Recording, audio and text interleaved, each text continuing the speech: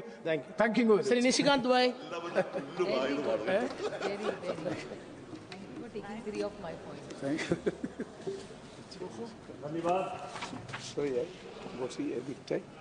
धन्यवाद सभापति महोदय। सर, ये बिल देखने में छोटा लगता है। हमारे यहाँ एक कहावत है कि सत सइये के दोहरे, जो नावक के तीर देखन में छोटन लगे, घाव करे गंभीर। इसका क्या इम्पैक्ट है? अभी हमारे पहले जो स्पीकर बोल रहे थे, उनको माननीय प्रधानमंत्री जी ने क्या किया पिछले 10-11 साल में, शायद उसके बारे में वो पूर्णतया समझते नहीं हैं या समझाना नहीं चाहते, या अपोजिशन का जो रोल है सभी बात का विरोध करना, वही विरोध करना चाहते। ये 1876 का एक्ट है और इस बीच में भारत सरकार ने इस सदन की जानकारी के लिए 1876 के एक्ट के बाद 3 बार इंटरनेशनल कमिटमेंट किया। एक 1921 में जब अंग्रेज यहां थे, ब्रसेल्स का समझौता हुआ और उसने कहा कि लैंडिंग बिल के ड्राफ्ट को हम बदलेंगे, और दूसरा जब कांग्रेस की सरकार थी, जनता पार्टी की सरकार पहले 1978 में, और फिर 1989 में जब राजीव गांधी जी थे, उन्होंने इंटरनेशनल फोरम पर यह बातें कही कि लैंडिंग के बारे में जो वहन पत्र है, जिसके बारे में कि लाना ले जाना, सामान कैसे, किसकी डिलीवरी होगी, कौन उसका मालिक होगा, उसके लिए हम एक्ट में संशोधन करेंगे। और 1992 में फाइनली नरसिम्हा राव ने उस एक्ट पर साइन किया। 1921 से लेके आज तक 2025 तक किसी भी सरकार ने यह नहीं सोचा कि 1876 के इस एक्ट को बदलना है। अभी रिपीलमेंट की बात हो रही थी सभापति महोदय, इस सदन की जानकारी के लिए, मैं उसमें पढ़ना नहीं चाहता था, लेकिन प्रेमचंद्रन जी आपके जानकारी के लिए, क्योंकि आपने कहा कि सरकार वाहवाही लेती है कि 1500 बिल उसने पास कर दिए, मतलब रिपील कर दिए, खत्म कर दिए अंग्रेजों के समय के। मैं आपको केवल 1874 का, इस सदन की जानकारी के लिए और इस देश की जानकारी के लिए, 1874 में एक बिल अंग्रेज लेकर आए, ड्रामेटिक एक्ट बिल, क्योंकि उनको यह लगता था कि आजादी के आंदोलन, जो ये ड्रामा है, जो नाटक है, जो गीत है, ये जो गाया जाता है, सड़क पर उतरकर जो लोग गाते हैं, ये देशद्रोह है। और उन्होंने एक ड्रामेटिक एक्ट बिल बनाया 1874 में, जिसमें यह कहा जाता था कि 10 लोग यदि सड़क पर डांस करते हुए, गाते हुए, नाचते हुए, ड्रामा करते हुए यदि मिलेंगे, उन सबों को जेल हो जाए। उस एक्ट के आधार पर सभापति महोदय, क्या आपको नहीं लगता कि दूल्हा जो है वो बारात के साथ जेल चला जाता? 1876 का एक्ट था, 2024 में हमारे प्रधानमंत्री जी ने बदला। क्या इस देश को यह पता है कि इस तरह के एक्ट हमने बनाए? बांस जो कि प्रत्येक घरों में होता है, वो घास है, उसको हमने वृक्ष बना दिया। पूरा का पूरा नॉर्थ ईस्ट की इकोनॉमी जो है बांस पर चलती थी। यह भी 150 साल से एक्ट था। क्या इसमें गरीब परेशान नहीं हो रहा था? क्या उसको रिपील नहीं कर देना चाहिए था?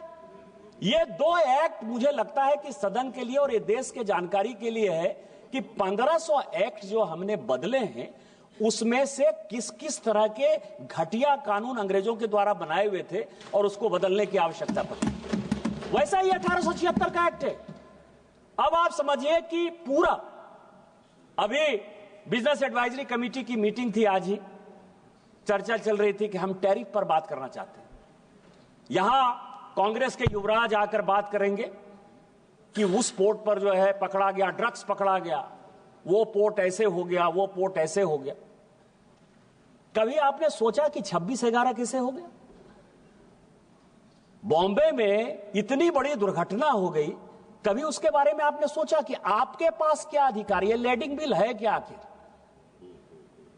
इस साल से लेके पिछले साल, पिछले 4-5 साल में यदि आप देखेंगे तो इस देश में लगभग 50,000 करोड़ का ड्रग्स जो है पकड़ा गया। ड्रग्स, हेरोइन ड्रग्स, जो हमारे युवाओं को नुकसान पहुंचा रहा है।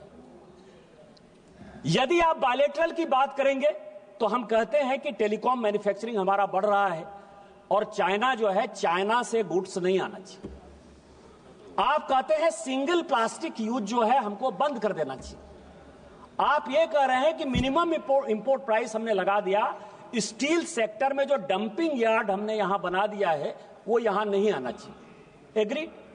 हम आपके सारे बात से सहमत हैं कि अमेरिका यदि टैरिफ यदि लगाएगा तो हमारा व्यापार जो है दूसरे जगह बढ़ना चाहिए और उसके लिए अपना देश बनाना चाहिए, हमारे यहां मैन्युफैक्चरिंग सेक्टर को बढ़ाना चाहिए।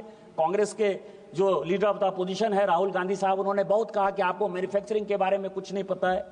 एग्रीड, हमको कुछ नहीं पता है भैया, लेकिन कभी ये लेडिंग बिल तो पढ़ लेते कि हमने क्या किया। आज आप समझिए कि आप किसी कंट्री के साथ, जैसे पाकिस्तान के साथ हम अपना व्यापार नहीं करना चाहते, पाकिस्तान को हम दुश्मन देश मानते हैं और पाकिस्तान के साथ हमने व्यापार रोक दिया। चाइना के साथ हम अपना बिजनेस नहीं बढ़ाना चाहते, हमारे सिक्योरिटी का सवाल है, हमारे मैन्युफैक्चरिंग का सवाल है। टेक्सटाइल में हम पूरी दुनिया में आज जिस तरह से बांग्लादेश के हालात हैं और पूरे चाइना के हालात हैं, हम टेक्सटाइल के साथ बढ़ना चाहते हैं। लेकिन यदि बढ़ना चाहते हैं आप, तो यदि शिपिंग संघाई पोर्ट से हुआ और संघाई पोर्ट सिंगापुर चला गया, यदि किसी आदमी ने चाइना से टेक्सटाइल को हमारे यहां के लिए भेजा और उसने कहा कि ये सिंगापुर जाएगा और सिंगापुर से नाम बदलकर वो फिर यदि हिंदुस्तान आ जाएगा, तो हम तो कहेंगे कि इसका जो डेस्टिनेशन पोर्ट है, डेस्टिनेशन पोर्ट है, वो तो सिंगापुर है। उसी तरह से ऑयल के बारे में मान लीजिए कि कई एक देशों के साथ हमने, अभी सीरिया को हमने बैन किया हुआ है, लीबिया को हमने बैन किया हुआ है। हमारे यहां फर्टिलाइजर की बहुत कमी है। फर्टिलाइजर का जो जिससे बनता है फर्टिलाइजर, चाहे नाइट्रेट हो चाहे फॉस्फेट हो, ये यदि आता है तो उसमें कई एक जगह बैन है। तो जो पोर्ट है, कहां से ये कंसाइनी को दिया गया, कहां शिप पर ये लोड हुआ, कितना केजी लोड हुआ, कहां से ये शिप कहां गया, उस शिप से फिर वो भारत में किस तरह से आया, या भारत में जो लोड हुआ। जैसे मैं आपको बताऊं कि ब्लैक मनी की बहुत बात होती है इस देश में। ब्लैक मनी के बारे में 72-73 का जो रिपोर्ट है और 2012 में इसी सदन में जो ब्लैक मनी पर माननीय प्रणब मुखर्जी साहब ने, तत्कालीन वित्त मंत्री जी ने, जो बाद में राष्ट्रपति हुए, उन्होंने जो व्हाइट पेपर जारी किया, व्हाइट पेपर में उन्होंने कहा कि ब्लैक मनी जनरेट होने का सबसे बड़ा साधन 85% इस देश का ब्लैक मनी केवल और केवल इंपोर्ट और एक्सपोर्ट से हुआ। इंपोर्ट और एक्सपोर्ट का जो बिल है, उसके बारे में कभी सोचा है आपने कि हम यहां से भेज रहे हैं, मान लीजिए कि टेक्सटाइल भेज रहे हैं और वहां से जो है आर्म्स का हमने ले लिया ऑर्डर कि हम जो है स्टील की फैक्ट्री ला रहे हैं जी, आर्म्स खरीद कर ला रहे हैं जी, या कोई भी चीज ला रहे हैं। इसके बारे में इस देश में 1876 से लेकर आज तक एक बहुत बड़ा वैक्यूम रहा। जिस इलेक्ट्रॉनिक्स की बात करते हैं कि ई बिलिंग होनी चाहिए, इलेक्ट्रॉनिक बिलिंग होनी चाहिए, प्रेमचंद्रन साहब आपकी जानकारी के लिए पूरी दुनिया में 45 मिलियन बिलिंग होती है, लैडिंग होती है। उसमें से पूरी दुनिया, आपने अमेरिका का उदाहरण देखा, क्योंकि दूर का ढोल सुहाना होता है। अमेरिका को मान लीजिए कि अमेरिका बहुत डेवलप्ड है, बहुत अच्छा कर लिया होगा। चीन बहुत डेवलप्ड है, बहुत अच्छा कर लिया होगा। यूरोप पूरा अच्छा कर लिया होगा। इस सदन की जानकारी के लिए कि इलेक्ट्रॉनिक बिलिंग, लैडिंग का केवल और केवल 2.1% होता है पूरी दुनिया, केवल 2.1% होता है। यदि 2.1% होता है तो हम तो कम व्यापार करते हैं। हमारी इकोनॉमी तो 4 ही ट्रिलियन की है। यूएस की इकोनॉमी हमारे से कितने आगे होगी, यूरोप की कितनी आगे होगी, इंपोर्ट एक्सपोर्ट चाइना का कितना ज्यादा होगा। वो क्यों नहीं करते इलेक्ट्रॉनिक? तो इसीलिए हम जितना कर पा रहे हैं, शायद इस दुनिया में बहुत कम ऐसा देश होगा करना चाहिए। इसीलिए मैं कह रहा हूं कि जब हम बिल पर चर्चा करते हैं तो बिल को एक सही परिप्रेक्ष्य में देखने की आवश्यकता है। इस बिल के क्या क्या फायदे हैं और क्या क्या नुकसान हैं, यह समझिए कि सबसे पहले है कि इससे क्या फायदा होगा। पार्टी डिटेल्स मिलेगा कि किसका प्रोडक्शन है, किस कंपनी ने यह प्रोडक्शन किया है। यदि स्टील आ रहा है, मान लीजिए स्टील सेक्टर को ही लेंगे, तो चाइना की किस कंपनी ने इसको प्रोड्यूस किया है, अमेरिका की किस कंपनी ने इसको प्रोड्यूस किया है, उसके बाद आएगा कि उसको इंपोर्ट का लाइसेंस किसको दिया गया, यह दूसरा सवाल है। इंपोर्ट के लाइसेंस के बाद जब वो पोर्ट पहुंचेगा तो पोर्ट में जो है उसको यह बताना पड़ेगा शिप ऑनर को, कि शिप ऑनर को यह बताना पड़ेगा कि इस इंपोर्ट के लाइसेंस के लिए यह ऑथराइज था, उसने इस शिप पर चढ़ाया। उसके बाद यह जिम्मेवारी जो है शिप ऑनर की हो जाएगी। और शिप ऑनर के बाद हमारे यहां जो इकोनॉमी होती है, जैसे नीरव मोदी का किस्सा हुआ। नीरव मोदी का किस्सा क्यों हुआ? क्योंकि बैंक की जो गारंटी थी, जिसको एलसी कहते हैं, जिसके आधार पर कि भारत में कोई सामान आएगा या भारत से कोई सामान जाएगा, तो जो बैंक एलसी खोलता है, जो आपको लाइन ऑफ क्रेडिट देता है, उसमें से आपको पता है कि पंजाब नेशनल बैंक का परेशानी हुआ, स्टेट बैंक ऑफ इंडिया का परेशानी हुआ। यह परेशानी के लिए वो कौन सा आदमी है जिसने कि एलसी मंगवाया है? कौन सा आदमी? जैसे गुजरात के पोर्ट में आप कहते हो कि ड्रग्स पकड़ा गया, ड्रग्स किसने मंगाया? Who knows? Nobody knows. और आप फिर भारत सरकार, तो इसमें लैंडिंग बिल में जो सबसे बड़ा है कि पार्टी का डिटेल्स आएगा, उसकी पूरी चेन आएगी। क्या ये बिल आने की आवश्यकता नहीं थी? दूसरा है कि कार्गो जो है, कार्गो कहां से कहां गया। आज मैं बताऊं कि कई एक ऐसे कंट्री हैं, जैसे यूएस ने कई एक, रूस को बैन कर रखा है।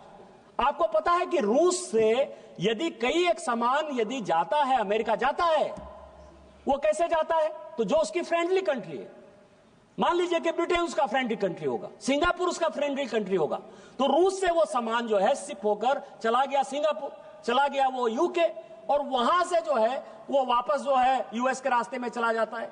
लेकिन जब हम ये बिल लेकर आएंगे, लैंडिंग बिल आएंगे, तो उसमें पूरा का पूरा ट्रांसपेरेंसी होगा कि डेस्टिनेशन कहां से ये निकला। ये जो है ये दूसरा है। तीसरा है कि कार्गो जो है, कार्गो वो वेट नहीं करेगा। एक सीएजी की रिपोर्ट आई कि यूपीए के सरकार के समय कम से कम 50,000 करोड़ रुपया सालाना केवल लॉजिस्टिक और कार्गो वेट में जाता है। आपको पता है कि आज की डेट में कई एक ऐसे पोर्ट होंगे, क्योंकि पोर्ट सेक्टर में कई एक समस्याएं हैं। जैसे कई एक लोगों ने कहा कि राज्यों का सवाल है, राज्यों का इन्फ्रिजमेंट है, राज्यों के पास पोर्ट है। मुझे कभी कभी हंसी आती है और कभी कभी परेशानी होती है कि पता नहीं इस देश में क्या होगा। यहां दो चीजें, मेजर पोर्ट है और माइनर पोर्ट। मेजर पोर्ट कौन है? जो भारत सरकार जिस पोर्ट को बनाती है। मैं आपको बताऊं, जैसे यहां दादा स्वागत बाबू बैठे हुए हैं, कलकत्ता का जो पोर्ट है वो मेजर पोर्ट है, और जो हल्दिया का पोर्ट है वो माइनर पोर्ट। मेजर पोर्ट इसीलिए कि वो भारत सरकार ने बनाया, और हल्दिया का पोर्ट यह है कि राज्य सरकार के सहयोग से बना। मेजर और माइनर पोर्ट का यह फर्क है। माइनर पोर्ट मेजर पोर्ट से ज्यादा बिजनेस कर रहा है, व्यापार कर रहा है। कई एक माइनर पोर्ट ऐसे हैं जिनको कि मेजर पोर्ट से उनका कोई कंपटीशन नहीं है, वो माइनर पोर्ट ही बड़ा है। लेकिन डिफिनेशन क्या है? जो केंद्र बनाएगी वो मेजर पोर्ट है, जो राज्य बनाएगी वो माइनर पोर्ट है, और उसका जो लेजिस्लेशन है वो भारत सरकार एक का तय करेगी, एक का राज्य सरकार तय करेगी। जैसे अरविंद सावंत जी मेरी टाइम बोर्ड की बात कर रहे थे। लेकिन जो कस्टम एक्साइज है, जो 5 किलोमीटर के बाद इंटरनेशनल बॉर्डर है, जाने और अनजाने इंटरनेशनल बॉर्डर पर भारत सरकार का ही अधिकार है। भारत सरकार ही उन चीजों को देखेगी। भारत सरकार ही, मान लीजिए कि कई एक ऐसे हैं, पनामा कैनाल से लेकर स्वेज कैनाल तक हमेशा इंटरनेशनल लड़ाई होती रहती है। इंटरनेशनल लड़ाई होती है तो कौन सा कार्गो कहां जा रहा है, कहां आएगा, यह डिटर्मिनेशन कौन करेगा? भारत सरकार जो है उसको सिक्योरिटी कैसे देगी? तो इस आधार पर जो वेटिंग है, कई एक कार्गो जो है कई एक पोर्ट पर हमेशा जो वेट करते रहते हैं, इस एक्ट के बाद, लैंडिंग एक्ट के बाद, उसमें एक बड़ी ट्रांसपेरेंसी आ जाएगी। मैं केवल 2-4 मिनट में खत्म करूंगा क्योंकि बोलने वाले बहुत लोग नहीं थे, इसीलिए। इसके बाद टर्म्स ऑफ पेमेंट, मैंने जैसे कहा कि एलसी यदि खोलते हैं, कई एक बैंकों के साथ जो है कि सामान यहां आ जाता है और सामान लेने को तैयार होते हैं, या क्वालिटी जो है उसकी इतनी खराब होती है, जैसे हम ही यहां से भेजते हैं, तो मान लीजिए यूएस किसी चीज को रोक देता है, सिंगापुर किसी चीज को रोक देता है, यूरोप किसी चीज को रोक देता है कि हम उस तरह का नहीं कर सकते हैं, तो जो टर्म्स ऑफ पेमेंट है वो पहले से निर्धारित होगा। वो सीपर पर, कंसाइनी पर जो है इस लैंडिंग एक्ट के बाद, क्योंकि ये बिल जो है वो इंटरनेशनल एक्ट 1878 का जो हमने साइन किया है उसके आधार पर ये बना है, तो वो तय हो जाएगा। उसके बाद जो मैंने सबसे बड़ा इंपॉर्टेंट जो इसमें डेवलपमेंट है कि जो बिलिंग, जो बिलिंग है, बिलिंग जिनके साथ हमारे आज के डेट में क्या हुआ है कि 3-4 एग्रीमेंट भारत सरकार ने लगातार किए। एक तो बायलैटरल एग्रीमेंट हमने स्टार्ट किया है कि एक देश के साथ दूसरे देश का क्या रिलेशन, बस 4-5 मिनट में खत्म करूंगा सभापति महोदय केवल। तो जो उसका जो बायलैटरल है, बायलैटरल में हमने मान लीजिए कि किसी के साथ टैरिफ में किसी को कंसेशन दिया या किसी के साथ हमने सहयोग किया, जैसे नेपाल हमारे साथ है, भूटान हमारे साथ है, हम इंडोनेशिया के साथ, साउथ ईस्ट एशिया के साथ, कंबोडिया के साथ पूरा बिजनेस करना चाहते हैं।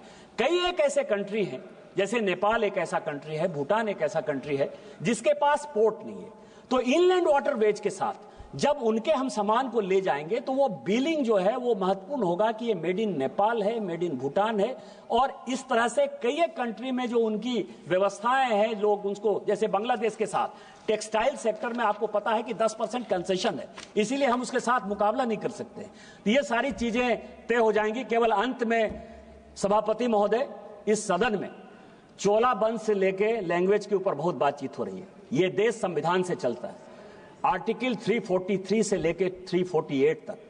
नेशनल लैंग्वेज क्या होगा, बातचीत करने का लैंग्वेज क्या होगा, तमिल की क्या स्थिति होगी, हिंदी की क्या स्थिति होगी, अंग्रेजी की क्या स्थिति होगी, इस देश में पहले से निर्धारित है।